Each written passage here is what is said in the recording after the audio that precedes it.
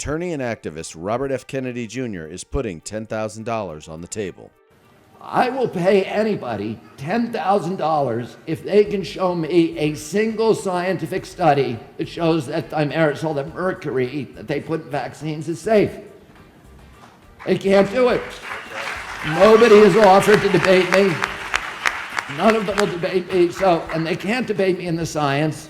But what they do is they try to marginalize me. Kennedy joined a capacity crowd of parents, activists, civic leaders, and others at a standing room only town hall meeting opposing SB 277 at the Church of Scientology Community Center in Los Angeles on June 18th. He told the audience that the bill, which would remove personal belief and religious exemptions for vaccines, is not safe for children.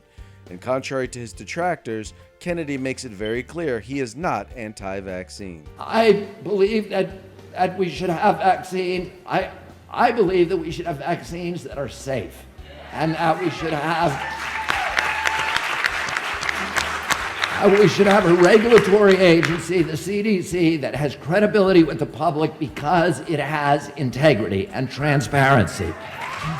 And we don't have that in this country right now, and it's not just me saying that. There's been 4 separate federal studies by the United States Congress, a 3-year study by the United States Senate, by Senator Tom Coburn, by the Inspector General of HHS, and last year by the Office of Research Integrity. And all 4 of them say the same thing. They paint CDC as a cesspool of corruption that has been absolutely tainted because of its financial ties to the vaccine industry.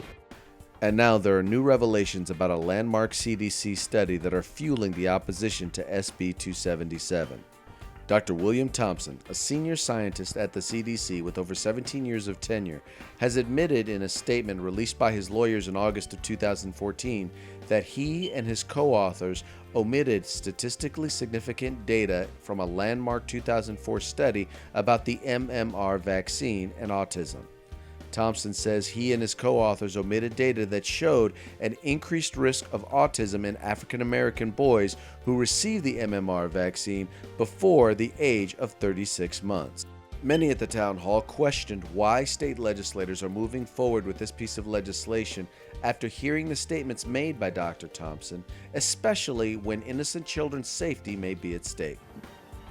One of the problems is that because of the economic strength of the pharmaceutical industry, of the vaccine makers, it's almost impossible to get this story out to the American public. On June 18th, the Sacramento Bee published a report disclosing that pharmaceutical companies spent nearly $3 million more during a 2013-14 legislative session. It was spent lobbying lawmakers, the governor, the State Pharmacist Board, and other agencies, according to state filings. They donated around $95,000, the largest individual gift to a candidate, to State Senator Richard Pan, who is SB 277's principal author.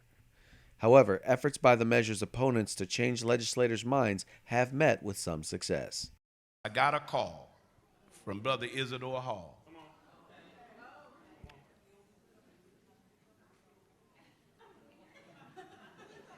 He asked me, he said, "Minister, I've already voted." He said, "But I could be wrong about this."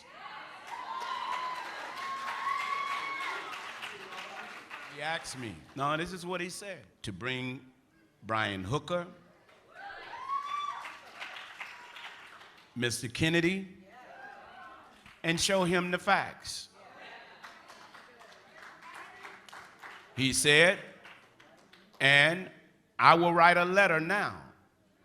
He said, I'm writing a letter. It'll be on the governor's desk by Monday.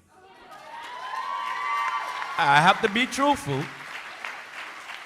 Asking the governor not to sign that bill. This is what he said. Now, I got his text. I'll show it to you. I'm not a liar. The California State Assembly is scheduled to vote on SB 277 this Thursday, June 25th.